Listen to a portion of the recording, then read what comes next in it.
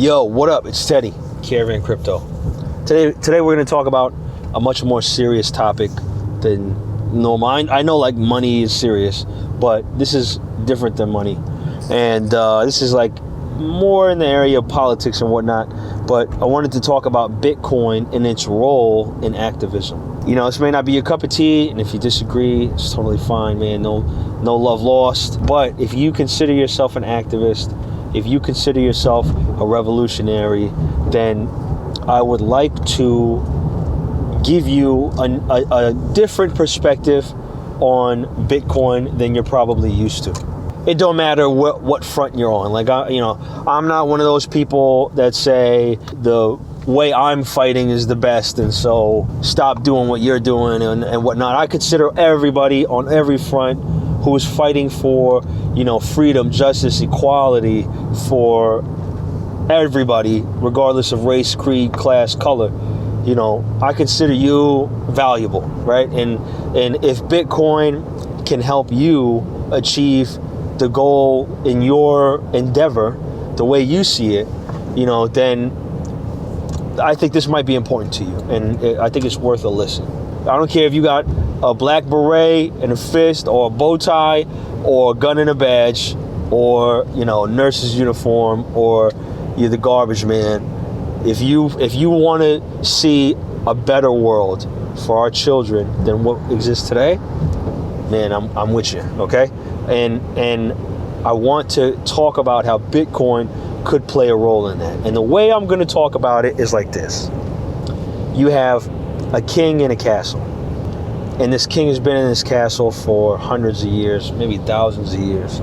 The way that the king got to power was by blood, violence, deception, and subjugation of other people's to his will, right?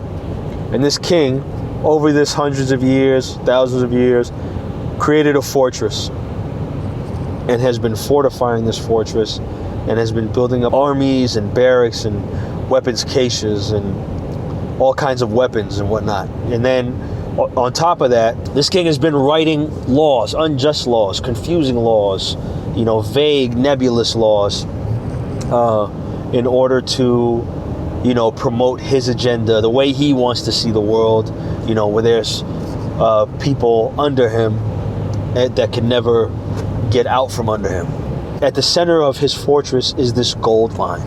And anytime he needs more gold, he just goes into the fortress, into the mine, and he gets as much gold as he wants, right? And this is the only place where you can get gold, is from his mine. The people on the outside of the wall of the fortress, it's regular people. It's me and you. It's just the plebes of society, okay? The regular folks that the people inside of the fortress really don't care about. And we can see that the gold that the king uses is used in a way that doesn't promote freedom, justice, and equality for all of us. There's hidden agendas, there's open agendas, there's nonsensical regulations in place, laws in place that govern how the gold is used, and it's usually used to the benefit of somebody else. And so the king, I've been ruling like this. The people on the outside, in a far distance away from the fortress, saw in the middle of the sky was a hole, okay? And this hole produced a new kind of money, okay? And this money just basically came out of the air. And people saw it and examined it and found it to be valuable and good to use as money. And so they began using it. Now, the king heard of this, and at first the king scoffed. And he said, man, I have gold. I make gold. You know what people have been doing with gold for the last however many years I've been ruling? They've been killing each other for it, selling each other for it, robbing and stealing each other for it, dedicating their whole lives to it. You know what I mean? No money can replace that, especially not some air money. You know what I mean? And so some of the people used their air money, and the king scoffed at it. Then one day, after more of the chatter came back to the fortress, the king saw that people were using this air money and he began to talk about it and said, he put out a royal decree and he said, this air money is real dumb. Don't use it. It's stupid. It's not going to work. And all his generals and advisors and other people who come and go through the fortress freely, they all said the same thing. The nobles and the gentrified folks, okay? They all said the same thing. They said, this is dumb. This air money is stupid. The people who use it are there's something wrong with them. So time went on. People still decided to use it. More of the regular folks decided to use it. And the king came out and he said, you know what? Why are you guys using this money? Why aren't you guys using our gold? How come you're using this air money? Is there something you're hiding from us? Is there some kind of nefarious activity going on with this air money that you don't want to use our gold for? And then he put out a decree and he said, this money is only used for terrorists and drug dealers, people on the black market. That's it. And he told everybody that that's what it's used for. And then his generals and his nobles and his advisors, they all parroted the same thing. And then one day he came out and he said, this air money, there's some good qualities to it. It's cool, but it's not really like our gold. And matter of fact, we're changing the gold to have some of the qualities of the air money, because the air money is worthless. But if we can take a little bit of the good stuff and put it with the gold, then the gold will be perfect, right? And then you guys don't have to use that anymore. So put that out, and everybody kind of said, oh, okay, new gold, okay, we'll see. And the generals and the advisors and the nobles parroted all that still. And the people who decided to use the air money just decided to use it. And more people decided to use it. And then it became popular. And the king said, you know what? I'm tired of this air money talk. Let me go and find where this air money is coming from. Let me go find the people who are responsible for this air money, because we need to shut this down. Okay? We need to get rid of this. And he went and he found the mine, and he talked to the people who were using it, and he said, do you control this? And the guy said, no, I don't control this. I just use it. And he said, well, who controls it? And everybody looked around and they said, nah, nobody controls it. It comes out of the air. And they said, you know what? If you decided, king, that you wanted to get some, you could get some. You just go and hold out your bowl, your bucket, and the air mine will bless you with some air money. And then he said, you know what? He went back to his nobles and his generals, and he asked them to go and find a way that we can get rid of this air money, that we could ban it. And they said, you know what? We can't really ban it because we kind of want it. Hey, king, we're your advisors and we're your generals and whatnot, and we kind of want this air money because the people are using it, and it's becoming more and more valuable. We can make some money by having some of this air money. And the king got deathly scared,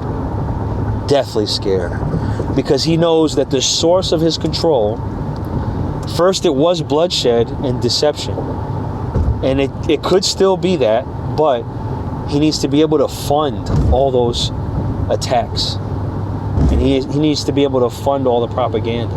And the only way he could fund it is using the mine that he just keeps getting the gold from. But if everybody decides that they don't want to use the gold, the king has no more power. And I use that analogy to try to explain, to folks who, I get it. Bitcoin, cryptocurrencies, it's like this weird, nebulous, vague thing. You don't know who's saying what about it. You don't know what's true about it. How does it work? Where does it come from? Etc., etc. There's all these brand new terms, and all you see is that people are getting rich. Some people are losing money, and you're wondering, like, what's going on with all this? This is a lot. I don't have the bandwidth to take this on. And, I get it 100%. I get it. I understand it. But I want you to consider that, we've had the money printer, the cash machine. It's been governing so much of what has made great difficulties for us in the activist community, in the world building community, that want to see a better world. This money printing has done so much. There's a few things that it's done, right? One is that by setting up a system of inflation, do you know that black and brown people are typically impacted the most? Mainly because we're we're the statistic that takes up the majority of the impoverished. But anybody who's impoverished, there's this thing called the hidden tax. Google it. It's the inflation.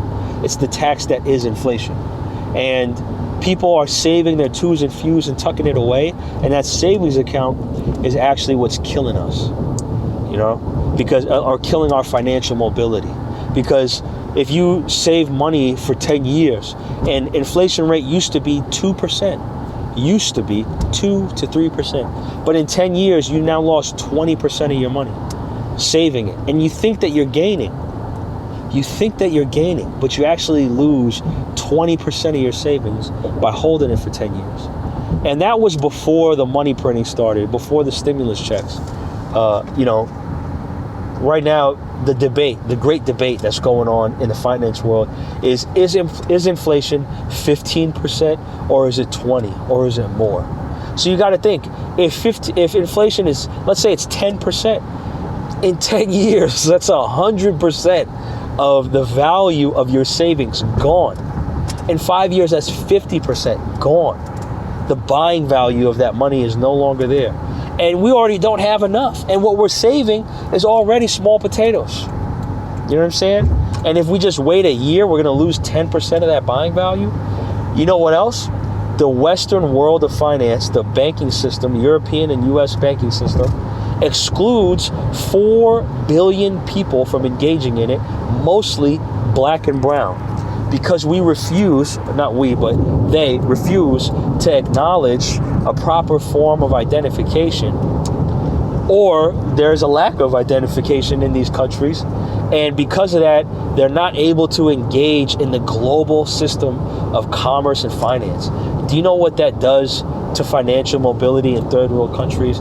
It severely impacts, the possibility for regular folks to get a leg up. And they got to become some anomaly in order to do so.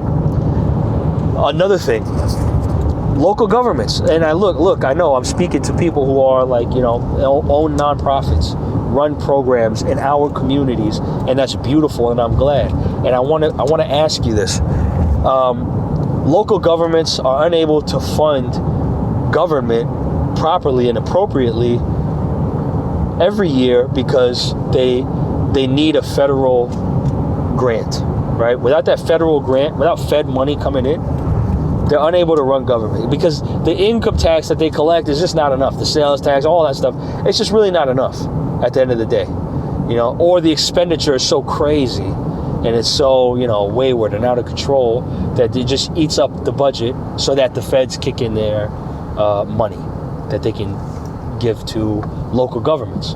Where does that money go to? We all know the majority of it goes to police departments. Police departments, politicians, some of it goes to education, and the rest of it, there's a few crumbs left for social programs like yours that really make an impact in our communities. And let's keep it real, man. If you go around the country and you look at Yelp ratings for police departments and local governments, most of the time, what you're going to find, 1 star, 3 star, 2 star, half star, and tons of reviews, terrible reviews of what's going on there. But you got to think about it, right? Like, what's the incentive for any public official to do the bidding of the citizens? Outside of re-election, what's the incentive? There is none.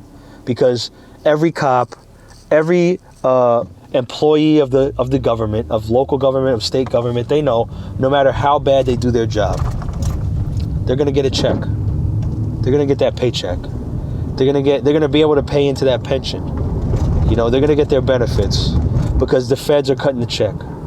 And so we, on a local level, we're unhappy. In our neighborhoods, we're unhappy. We're dissatisfied with the status quo of our local government. of the institutions that govern our lives daily, locally. We're dissatisfied with the way money is dispersed. Are we not? Are we not? I think we are. I think we have opinions about how these things should go, but what we don't have is the mechanism that requires the people who should listen to us to listen to us. We lack that, because the money's still going to come. They can do whatever they want and they'll get paid for their job. Period. And so look, man, that's the king producing a salary for the nobles, for the generals, for the advisors. Okay? He just kicks in the money. It comes out of the mine, out of thin air. All right? Now look, if we decide as a people, the decision is already being made. It's already coming to fruition. One Bitcoin is worth $60,000 or $55,000, $58,000. That's incredible. In Forex trading, they measure the strength of a currency by how many US dollars it's worth. And the British pound tends to be the strongest currency because it's worth 2.1 US dollars or 2.3 US dollars. Bitcoin is worth 55,000 US dollars. I want you to think about that, man. Think about that. All right? Now look, if we decide to use this money, here's the kicker.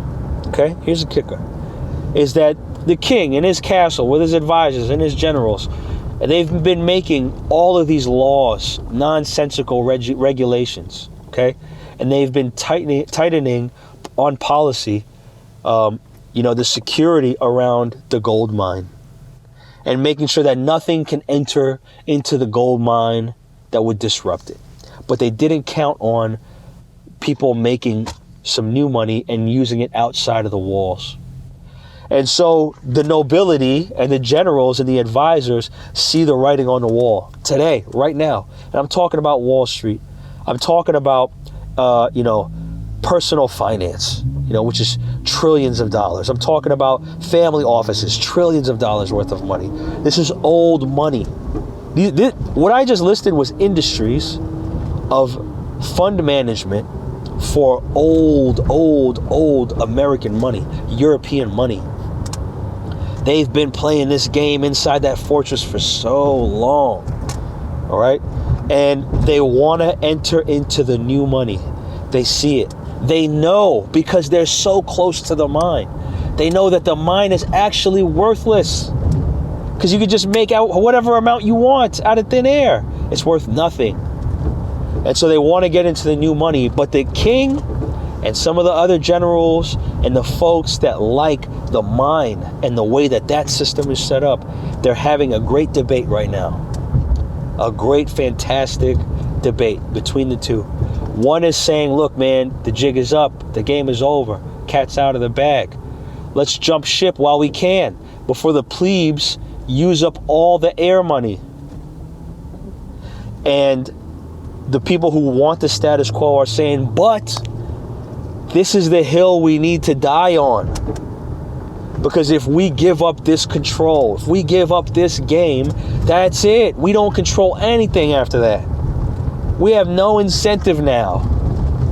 Okay? That's what's going on. And so if us, the plebes, the dregs, you know what I mean? The nobodies, us, me and you, if we decide that we're going to go and trade our king's gold for the air money and only have that, if we decide, if we tell our folks, like, yo, y'all need to hop on this. Let's all hop on this. We can literally take it, because there's a finite amount of Bitcoin. There's only 21 million Bitcoin that'll ever exist. And we can literally have the majority of it, and we can own it before they get into it, because the laws are so strict that they can't get the money out of the fortress in a practical way, in a legal way, in order to go get Bitcoin. They can't do it, So I want you to think about this, man. Think about this.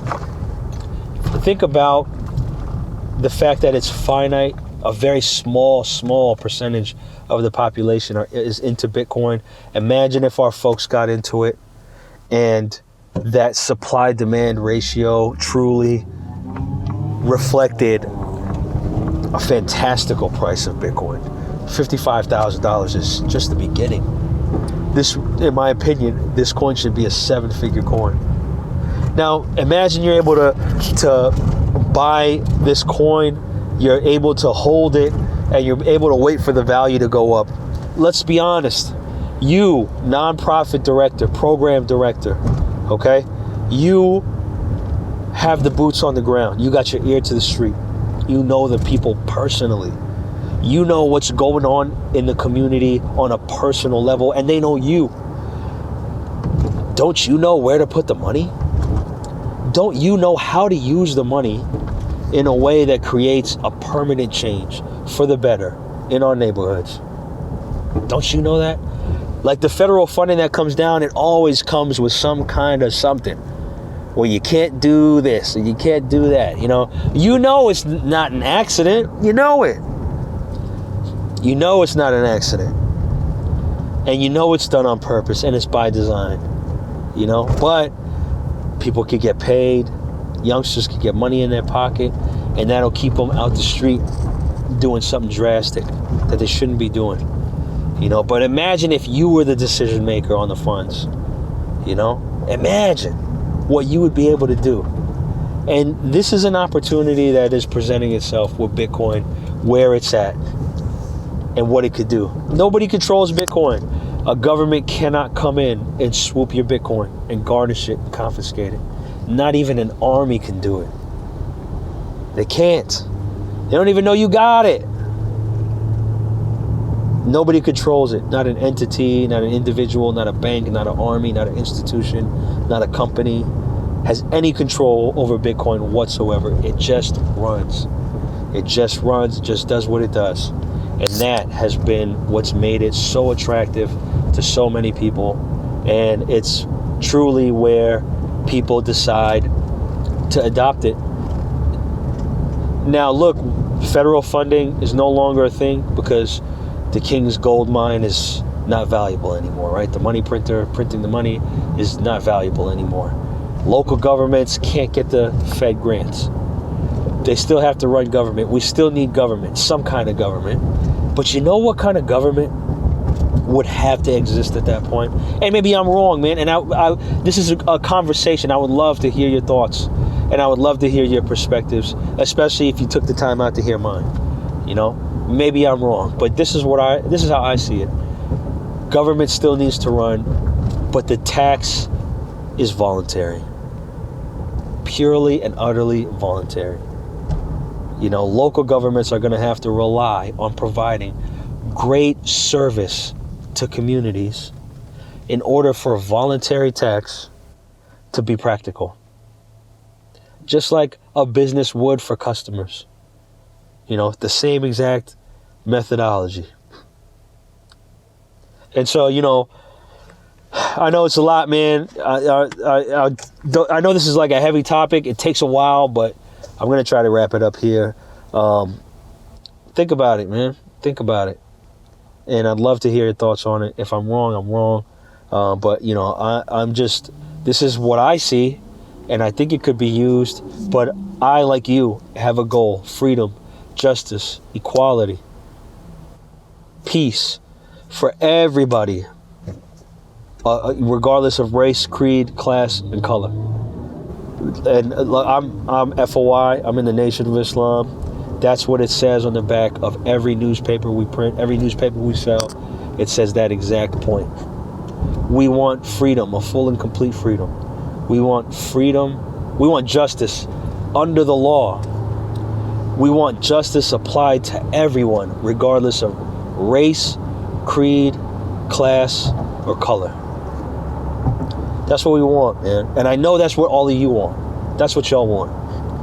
And I think that Bitcoin could be used. It's not going to fix all our problems. We're still going to be humans, and we're still going to be exhibiting a lot of the behavior that we exhibit and have been exhibiting, But at least this one element, this one toxic element that's always been a factor, you know, we could have a way to nullify it. Could be. And it doesn't matter what I think, it doesn't matter what you think, but we're seeing this experiment play out right now. And what I'm saying is that you and I have an opportunity, our folks have an opportunity to engage with it and be on the right side of it if you think it's a good thing. So yeah, that's my plea. I hope y'all are safe. I hope everything goes well. I love y'all. All right, holla at me if you agree, disagree. If you agree, go do research, find out if what I'm saying is even possible, if it's even true. If you disagree, go do your research and prove to me how what I'm saying is a fallacy. It's nonsensical. But yeah, man, I love you. Be safe. All right, peace.